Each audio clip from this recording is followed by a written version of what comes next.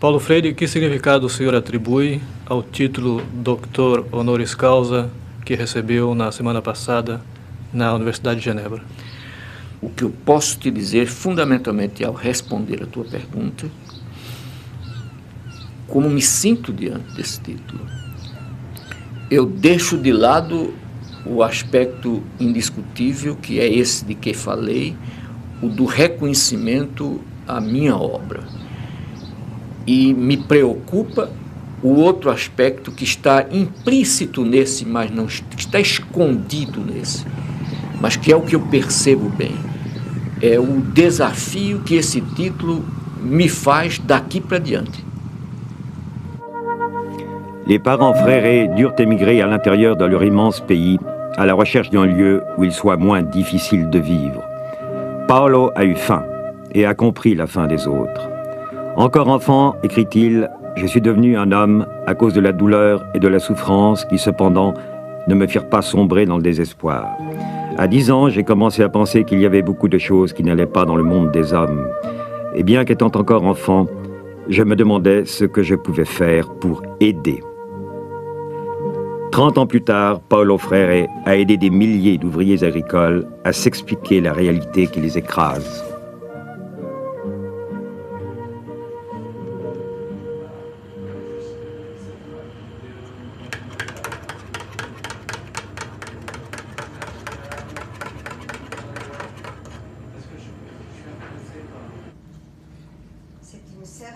Pour moi, c'était une rencontre de vie, si vous voulez, parce que je me suis, comme j'ai dit tout à l'heure, je me suis vraiment identifiée à lui, comme lui aussi, il était à Genève, entre guillemets, exilé politique, comme moi je me sentais aussi exilé politique. Alors, j'ai suivi ses séminaires, et c'était...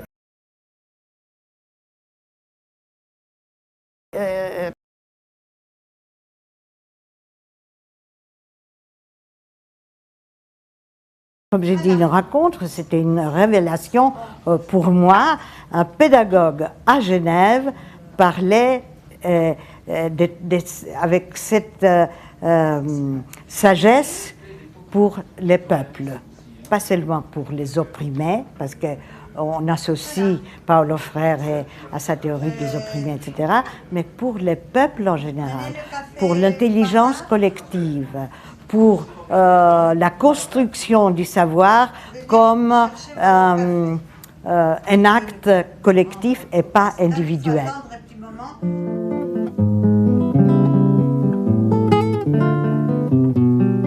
Buscando caminhos ou métodos através dos quais, de um lado, fosse possível diminuir um pouco o tempo de aprendizado que um adulto pudesse levar para chegar a escrever ainda um mínimo e a ler, e do outro também procurando superar um aprendizado puramente mecânico, de memória, o que vale dizer, simultaneamente com o aprendizado da leitura e da escrita, desafiar o adulto para que pudesse compreender algo da sua, em torno da sua própria posição no mundo, das suas relações com a realidade não só natural, mas também social, política, histórica. Après Paulo Freire, déjà un peu avant, moi j'étais aussi intéressée à un autre pédagogue français, Célestin Freinet. Et Célestin Freinet et Paulo Freire, petit à petit, m'ont amené à une autre pédagogie qui s'appelle pédagogie institutionnelle. C'est-à-dire que la classe est gérée à travers les institutions, mais les institutions sont montées, les règles de vie, etc., sont montées avec la participation des apprenants, des élèves. Et Paulo Freire parle beaucoup de la participation, du dialogue, de dialectique, de la réflexivité, de l'influence des uns des autres. Et comme j'ai dit tout à l'heure, l'intelligence intellectuelle, à travers la participation, justement, dans ce petit groupe, dans une classe, devient intelligence collective. Et j'ai toujours une image, à l'époque, et puis surtout maintenant,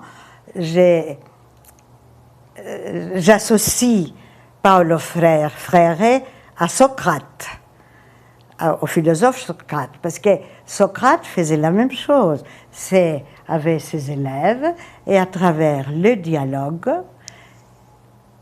presque extirpait la pensée de ses élèves, mais cette pensée ne restait jamais individuelle.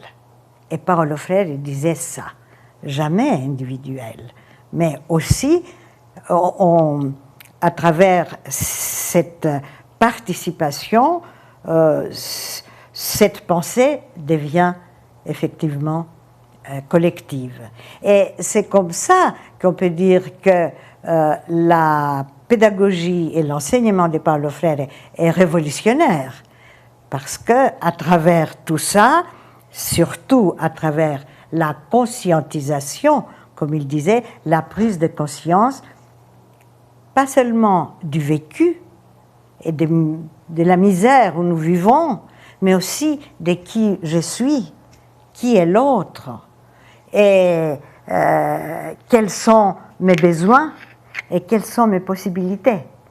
Et à travers tout ça, on prend vraiment conscience de notre pouvoir, pas le pouvoir du style,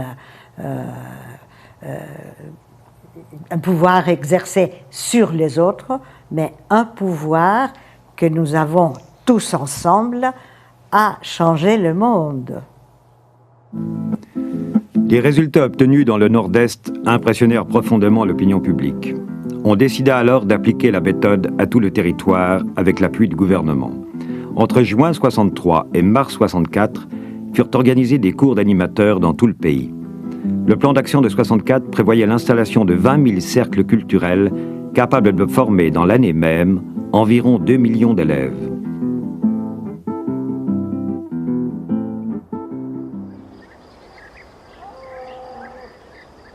Pour moi, Paulo Freire, d'abord, ça reste un ami très cher et quelqu'un, un collègue, un ami à qui je dois beaucoup.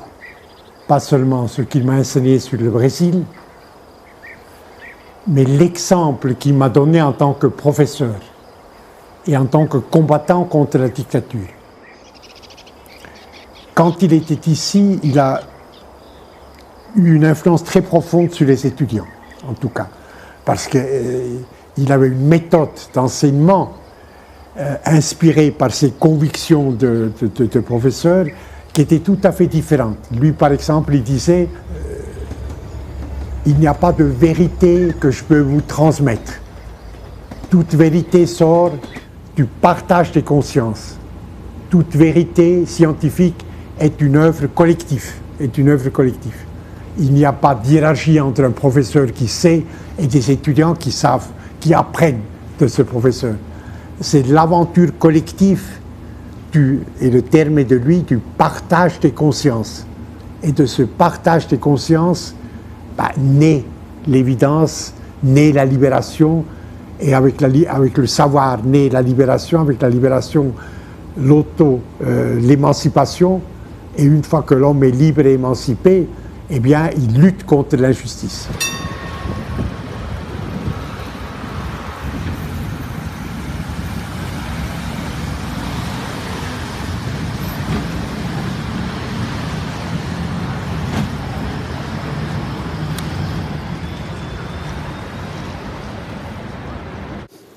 Eu falei antes de que era preciso desafiar, não?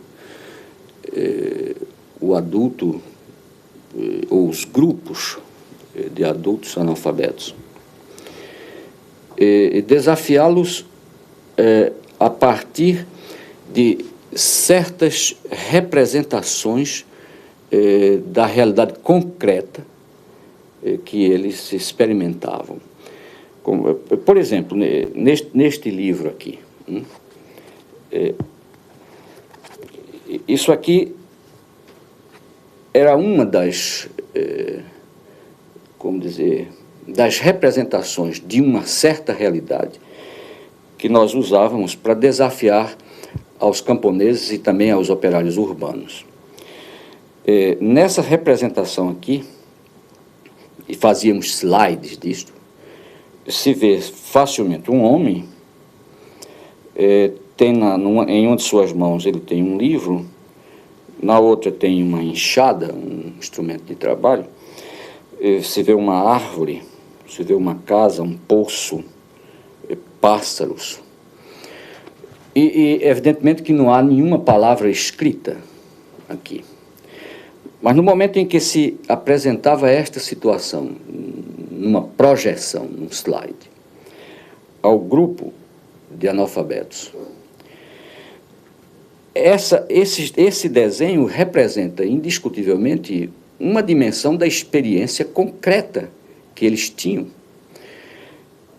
Ao mostrar essa representação da realidade a eles, e ao perguntar o que vemos nós aqui, isto, evidentemente que eles começavam um processo de descrição do que está visto aqui. Como diziam, vejo um homem tem um livro, tem uma enxada, vejo um poço, vejo uma casa, vejo pássaros, etc.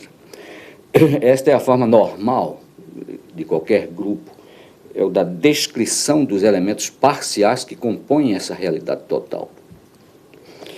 Mas na medida em que se perguntava, por exemplo,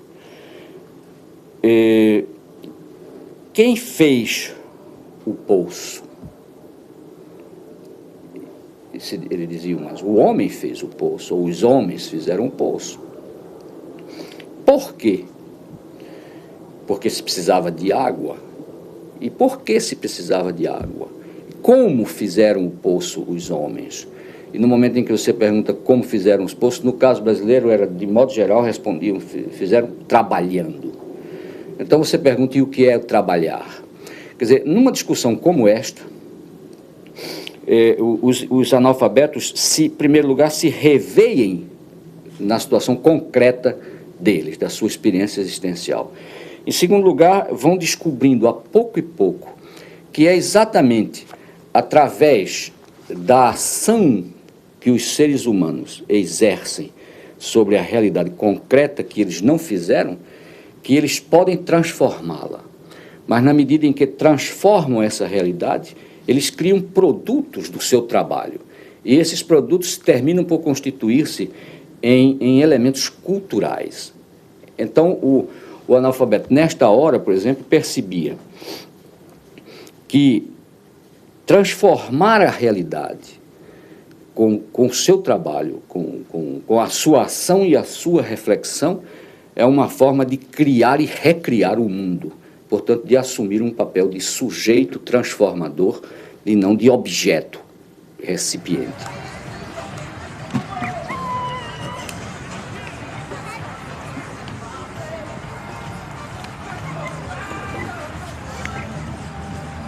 Et là, il a montré dans sa vie d'une façon formidable, d'abord les étudiants, il y avait des centaines d'étudiants qui le suivaient et qui étaient profondément influencés par lui. La dictature brésilienne, au début des années 70, était mal connue, c'était une des nombreuses dictatures d'Amérique latine, etc., le Chili, l'Uruguay, la Bolivie, etc. Il nous a appris d'abord, à l'université et dans l'opinion publique, ce que c'était, comment fonctionnait la dictature brésilienne, militaire brésilienne, notamment Calastécio Médici, à l'acte numéro 5, à partir de ce moment-là où la dictature est devenue vraiment horrible et cruelle, et il nous a appris la résistance brésilienne. Le mouvement d'éducation populaire, fondé par Paulo Freire, constituait bien sûr une menace réelle pour le maintien des situations acquises, avec leurs privilèges exorbitants, reposant sur l'ignorance et la passivité des populations pauvres. Si les 15 millions d'analphabètes du Nord-Est, la région la plus pauvre du Brésil, apprenaient à lire, où irait-on? Les possédants sentirent le danger et prirent le pouvoir en 1964. La police, désormais, se chargea de réprimer toute critique. Lui ou sa fille, je ne me rappelle plus, m'a demandé est-ce que tu peux transporter ces livres? Alors j'ai réfléchi un peu, et on a prévu, j'ai averti Guéla, le consul général, j'ai organisé un peu l'accueil pour qu'il me cherche à la descente de l'avion, ce qu'il pouvait faire parce qu'il était consul général. J'avais un passeport diplomatique, donc il ne pouvait pas fouiller mes bagages. Mais après, quelqu'un a pris ses livres. Et je n'ai rien eu à faire avec la diffusion, rien du tout. C'était bien organisé. Et j'ai vu des articles. À l'époque, il y avait encore le Journal do Brasil. Ça n'existait plus. Ou la Folha de São Paulo, etc. Je me souviens d'articles. Le communiste Paulo Freire. Le communiste, il allait à la main, chrétien. Vous comprenez que c'est absurde, mais c'est le communiste Paulo Freire. Et ces livres étaient traités comme le manifeste communiste de Marx par les militaires. Tu comprends? Haïssant la pensée libre, haïssant la pensée adressée au peuple, c'est évident. Et là, Paulo Freire est un adversaire très dangereux de la dictature. Hein.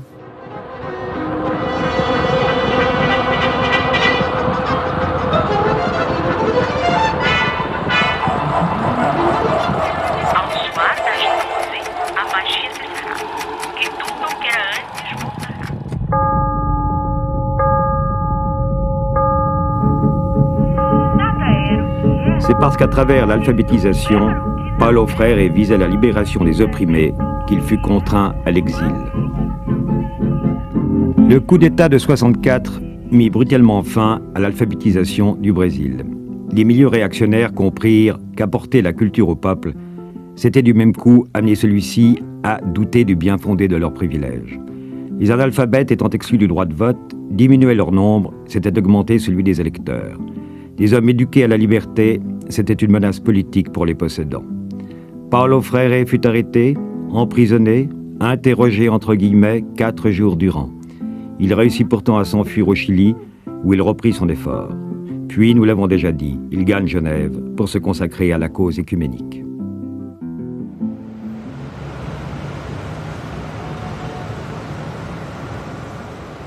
Depois do Chile, fomos para Cambridge e Boston, e daí viemos para Genebra. Chegamos em pleno inverno, tudo nevado.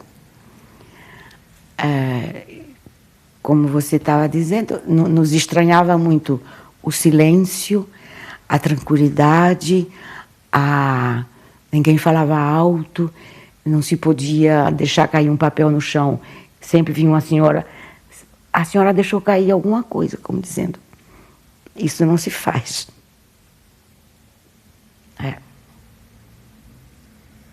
O pai era mais de sonhar, de tatatã, e a mãe mais pé no chão.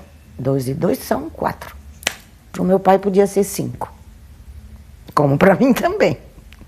Meus pais tiveram, entre outras coisas, a sensatez de não deixar-se, nem eles, nem aos filhos, sucumbir por esse evento histórico. Tomar consciência dele, sim. Mas minha mãe disse, minha filha, seu pai está preso. Eu já tinha 15 anos, é verdade, seu pai está preso. É injusto, mas é assim. O golpe, nesse sentido, foi uma bênção para o meu pai, porque abriu os horizontes dele de uma maneira impressionante. Se os militares soubessem que Paulo Freire, é a minha opinião, ia ter tanta fama fora do Brasil, e graças ao método pelo qual foi preso, não deixavam o pai sair. Nos desestruturou, ao começo, profundamente, eu diria, falo dos 7 anos, pai, mãe e 5 filhos, e nos reestruturou de uma forma quase inquebrantável. Ou seja, o que você adquire quando supera o sofrimento, ninguém tira. E você não esquece. Porque como fazer um país minimamente democrático se ao mesmo tempo a lei exige que para votar tem que saber ler e escrever? Quem ia defender os direitos dos próprios oprimidos? Eles. Então, o método foi uma bomba, foi uma explosão. Enquanto ao perigo social, político, porque ao mesmo tempo conscientizava. Tudo isso em 3 meses. Então era um perigo enorme, porque ao mesmo tempo que existia essa abertura, essa sociedade em transição, os que estavam no poder não queriam que o analfabeto votasse, porque eles sairiam do poder. Um homem e uma mulher conscientizado pelo método Paulo Freire não vai votar em alguém que vai ir contra os direitos dele enquanto pessoa. Vai votar por alguém que ele sabe que vai defendê-lo a nível social. E meu pai foi preso por isso. A primeira ou a segunda decisão dos militares no Brasil, após 64, foi abolir o método Paulo Freire e prendê-lo. Eu chegava perto dele e dizia: pai, eu tenho um amigo meu que eu gosto muito dele. E a criança também se namora, né? A gente esquece isso. Aí ele perguntava: por quê, minha filha? Porque ele tem um cabelo tão suave como a espuma do mar. Não é por nada, mas era bonito. Ele achou linda a frase. Não vá embora, pegue uma folha que eu vou escrever, eu não quero esquecer. Como que eu não ia gostar? Eu adorava meu pai.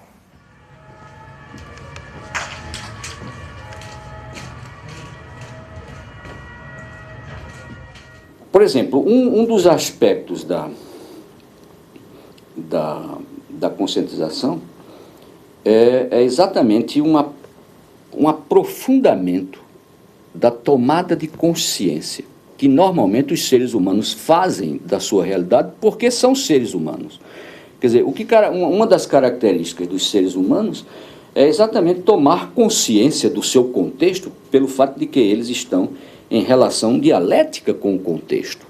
No momento em que nós aprofundamos essa tomada de consciência que se dá normalmente e passamos a descobrir as razões que explicam a nossa própria relação com esse contexto concreto, nós estamos engajados num processo de conscientização. Isso se dá na Suíça como se dá no Brasil. Agora, o grande problema é que esse processo de conscientização não é um exercício intelectual apenas. Isto é, não é um verbalismo. Isso implica um engajamento, isso implica numa prática, numa ação política, numa ação social, etc., sem o que não transformamos a nossa percepção da realidade. À l'époque où Paulo Freire était à Genève, il y avait une population d'étudiants, d'enseignants, d'intellectuels, de journalistes qui était assez spéciale. Il y avait beaucoup de gens du cône sud. Il y avait des gens du Chili, des réfugiés du Chili, d'Argentine. Et il y avait aussi certains qui étaient, disons, aussi des réfugiés des combats de l'Afrique pour son indépendance. Nous étions quelques-uns, étudiants de l'Institut d'études du développement et tout simplement amis, nous avions bien suivi l'évolution d'Amílcar Cabral et du mouvement pour la libération de la Guinée-Bissau. Et quand la Guinée-Bissau a été libérée officiellement, après la révolution des œillets, certains d'entre nous se sont retrouvés à Bissau.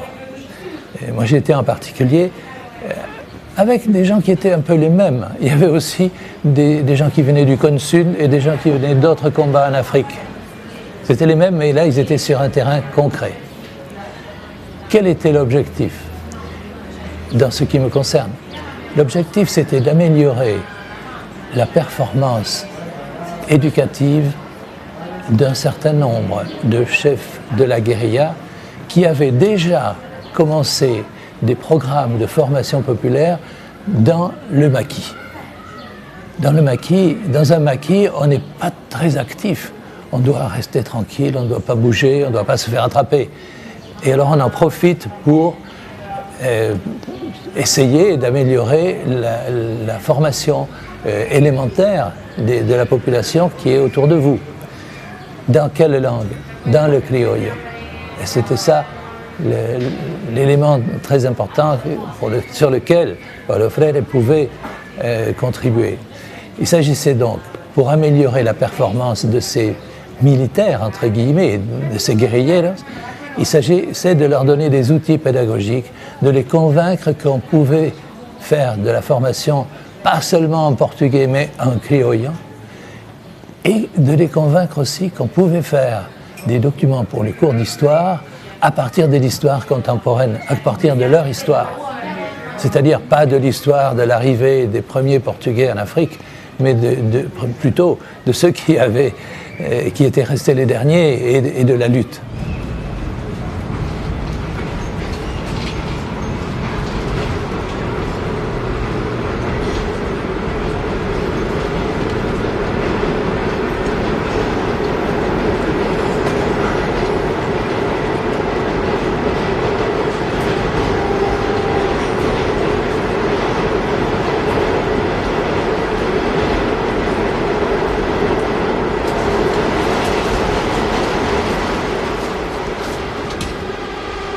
Eu não posso conceber o ser humano fora dessa busca, não? Fora dessa inquietude. Agora, daí que eu tenha dito também num desses livros que a vocação humana, histórica, natural, está exatamente em ser mais. A distorção desta vocação é a desumanização. Mas no momento em que eu tomasse a desumanização como vocação, eu não veria sentido sequer nessa entrevista. Eu vejo sentido nessa entrevista porque eu sou otimista, mas não ingenuamente otimista. Eu reconheço que dentro da história podemos humanizar-nos e podemos desumanizar-nos. Depende de como busquemos, depende de como façamos a busca e depende da visão que tenhamos, dos objetivos que tenhamos nessa busca. D'abord, c'est écouter. C'est une des qualités essentielles de quelqu'un de gauche. Alors que pendant longtemps, quelqu'un de gauche, c'est quelqu'un qui parlait, qui prêchait, comme un curé. Simplement, le discours était différent. Mais le mode, c'était la même chose. C'est écouter, c'est essayer d'assembler des idées qu'ont les gens à qui on s'adresse. Et puis, c'est tout simplement aussi avoir une attitude généreuse en ce qui concerne la gestion de l'administration. On peut pas, à mon avis, on ne peut pas être de gauche sans être au pouvoir. Et si on est au pouvoir, on est face à des difficultés d'administration, des difficultés financières, on est face à la réalité. Sinon, on est un écrivain de gauche. Mais un écrivain de gauche, c'est pas eux qui vont vraiment changer la situation. C'est les gens de gauche qui agissent, qui n'hésitent pas à prendre des responsabilités, qui n'hésitent pas à être critiqués.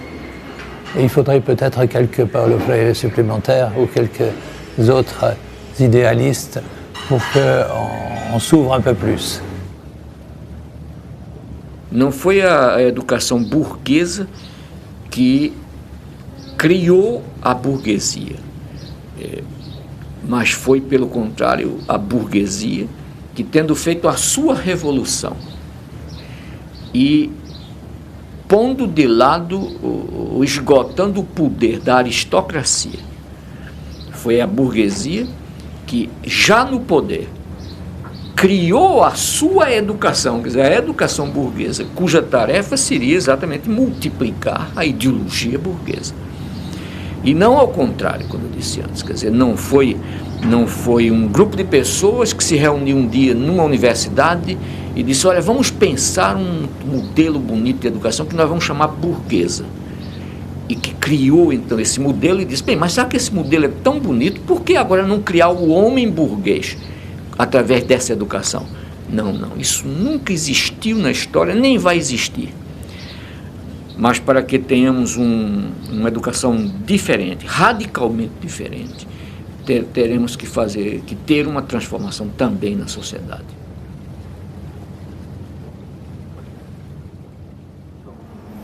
Une chose très importante, c'est qu'il a dénoncé l'aspect bancaire de l'éducation, la capitalisation des diplômes,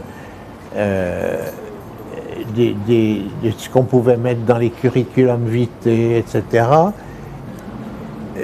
C'est une critique qui était,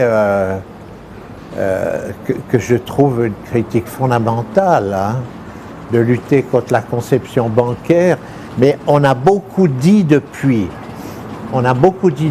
Donc les idées de Paulo, peut-être qu'elles sont moins originales aujourd'hui que c'était il y a 20 ou 30 ans.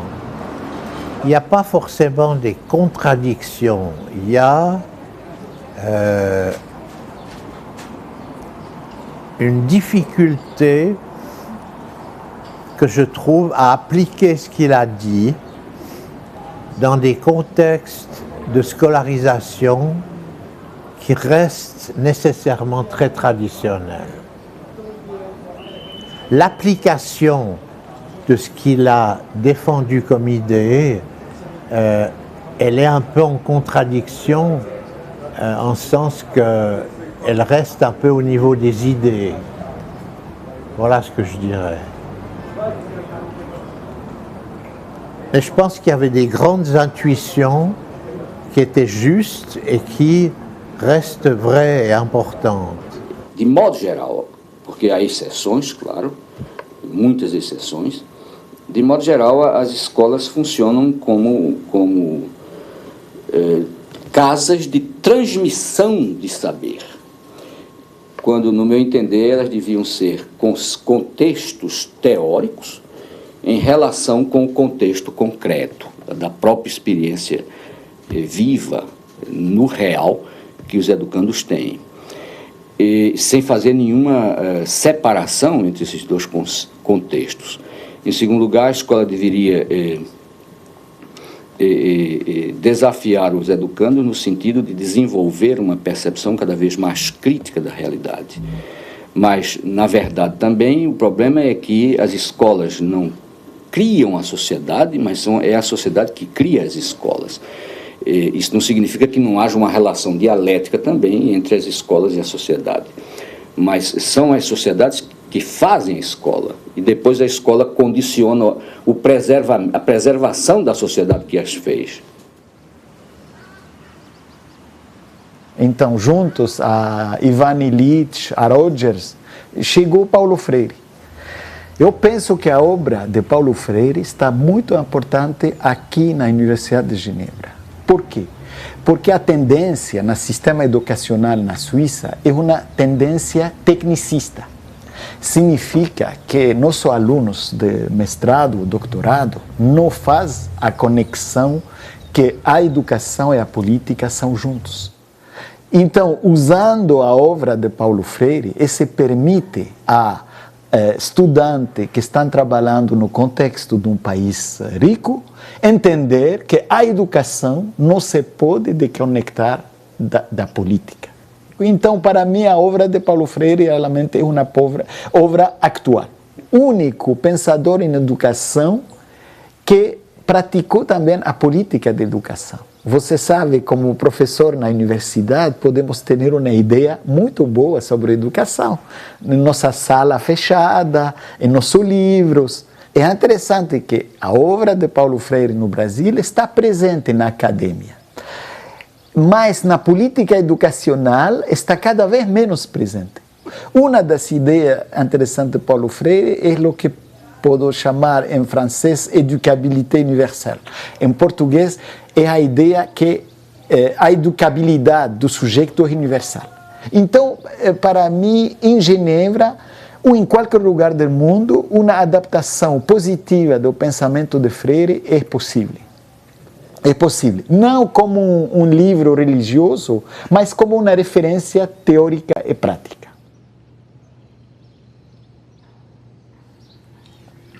Por exemplo, o papel atribuído ao educador e, por conseguinte, o papel atribuído ao educando. Numa prática tradicional, o educador aparece como o proprietário da educação do educando. Quer dizer, ele é que sabe tudo, ele é que faz tudo, ele está ali, ele é o sábio, o educando é o ignorante. Ele, em última análise, ele ou ela está ali para transferir o conhecimento ao educando que nada sabe. De um ponto de vista libertador, o educador é um educando também, e o educando é também um educador. Há duas coisas que uniram o meu pai e o Paulo Freire. Foi, em primeiro lugar, penso, as opiniões políticas, as ideias políticas, mas também acho que se calhar um percurso de vida um bocadinho semelhante, no sentido que o Paulo Freire sofreu da fome e quando era menino, não era, quando era pequenino, e o meu pai também foi uma pessoa que sofreu muito da fome. Quando vinha à nossa casa, foram as tripas à moda do Porto.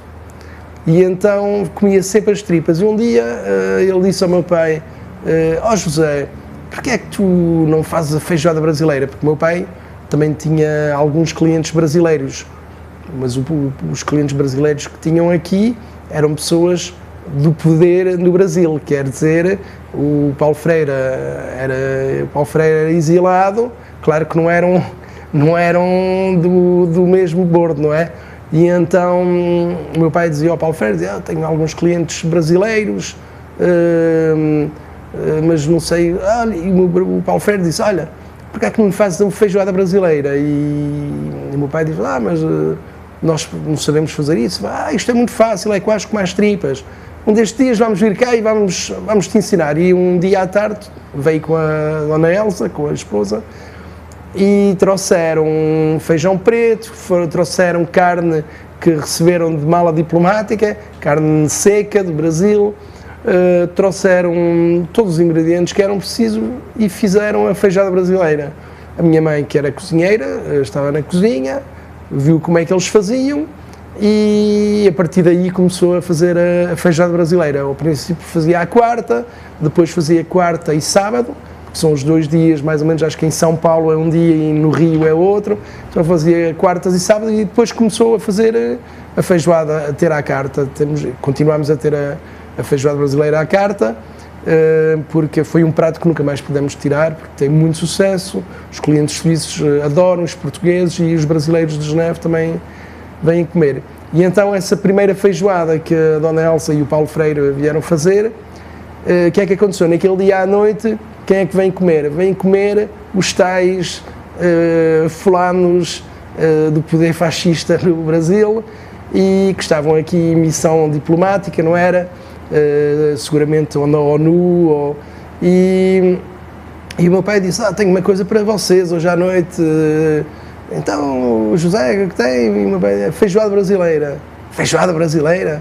Claro que o meu pai nunca iria dizer que foi o Paulo Freire, que sim, foi a minha esposa que fez, e vocês vão provar, vão ver o que acham. Então, a minha é para Fernando, que conheci menino, com a alegria de revê-lo agora homem, com um abraço fraterno de Paulo Freire. Genebra, agosto de 1990. E a dedicatória para os meus pais, a Cétura e José, em cuja casa experimentamos não apenas o gosto de uma comida excepcional, mas sobretudo o prazer de um real encontro humano. Com o abraço amigo dos Freire. Paulo Freire, Geneve, em março de 1976. É engraçado que ele, nessas duas dedicatórias, tem aquele sempre o encontro humano ou fraternidade, no meu abraço fraterno, e é uma coisa que uma pessoa sentia nele, era sempre... Eu era pequenino, tinha 6 anos, e eu lembro-me quando ele vinha aqui, meu pai dizia, está aí o Paulo Freire, vai. Eu ia um bocadinho como se fosse ver o meu avô, que ele tinha uma barba, aquela barba branca, com cabelo um bocadinho longo assim, e ele pegava em mim sempre, nos joelhos, e falava comigo, e tinha um lado muito humano, tinha assim umas vibrações, uma coisa que uma pessoa sentia-se bem na presença dele. Era uma pessoa, sentia-se o calor humano, sentia-se aquele espírito de fraternidade, justamente.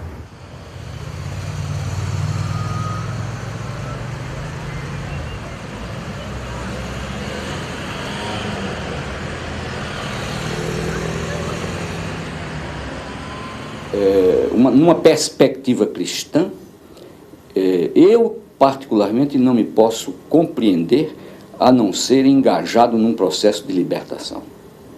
E jamais num processo de domesticação, jamais num processo de preservação de um establishment, de um status quo,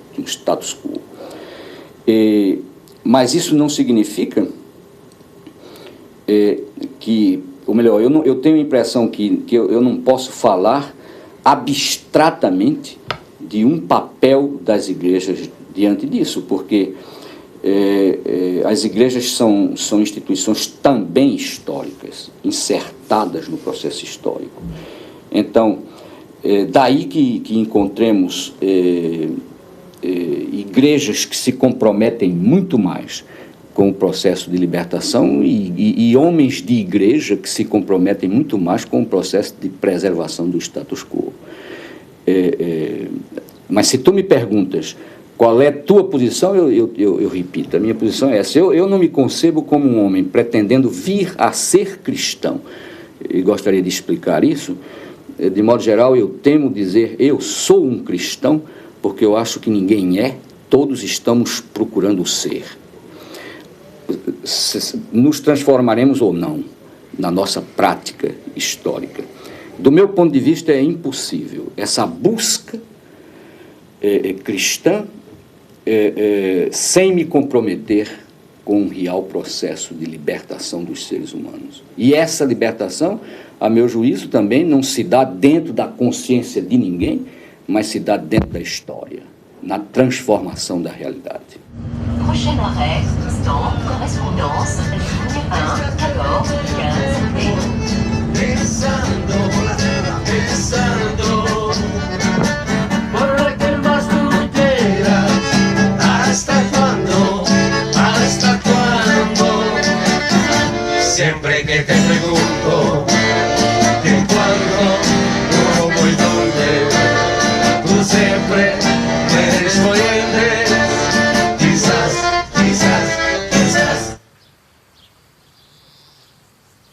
Descolonizar el saber para descolonizar el poder. Si usted no sabe quién es, usted no sabe lo que quiere. Si usted no sabe de dónde viene, usted no sabe dónde va. Toda la importancia de los sistemas de valores, ¿no? Y la necesidad de las utopías.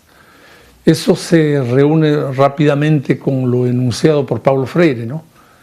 El problema de la alfabetización no se reduce, no se limita a aprender a leer y a escribir. Hay que comprender el mundo. ¿Y cómo comprender el mundo? A través del diálogo. O sea, el principal punto de reflexión de la didáctica freiriana es el diálogo. Pero el diálogo es aprender a escuchar en una sociedad y en una cultura occidental que ha fabricado autistas a nivel industrial. Los grandes profesores de la Universidad Occidental son bastante autistas, ¿no?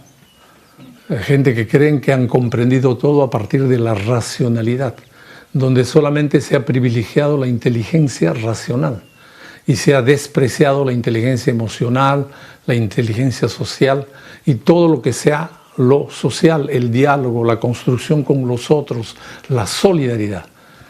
Y ese es uno de los grandes mensajes de la pedagogía freiriana, ¿no? Entonces yo comprendí que, primeramente, nadie es propietario de la verdad. No hay verdades definitivas. Todos somos y tenemos un poco de verdad. Los Ashánica dicen, mira, José, tú quieres comprender el mundo. Tienes que pensar que la luz vive en todos.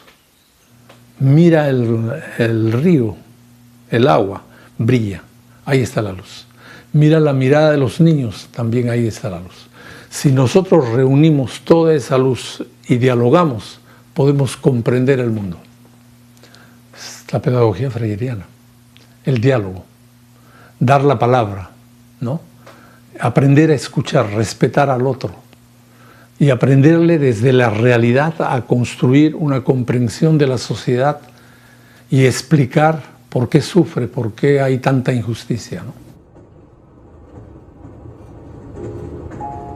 O meu tempo do exílio foi tempo de intensa aprendizagem. Quer dizer, eu aprendi muito durante o exílio, mas não é fácil, é uma aprendizagem difícil, porque é uma aprendizagem que você faz longe da sua realidade, do seu contexto, longe de sua família, de seus amigos, do cheiro do chão, da cor das nuvens, do gosto da comida.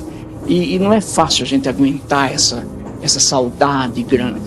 Mas eu aprendi desde muito cedo no exílio uma coisa fundamental, que a primeira coisa que eu aprendi no exílio era de que não é possível fazer juízos de valor para culturas. Uma outra coisa que eu evitei e terminei conseguindo evitar foi transformar a saudade válida, a saudade necessária que a gente tem, transformá-la em nostalgia.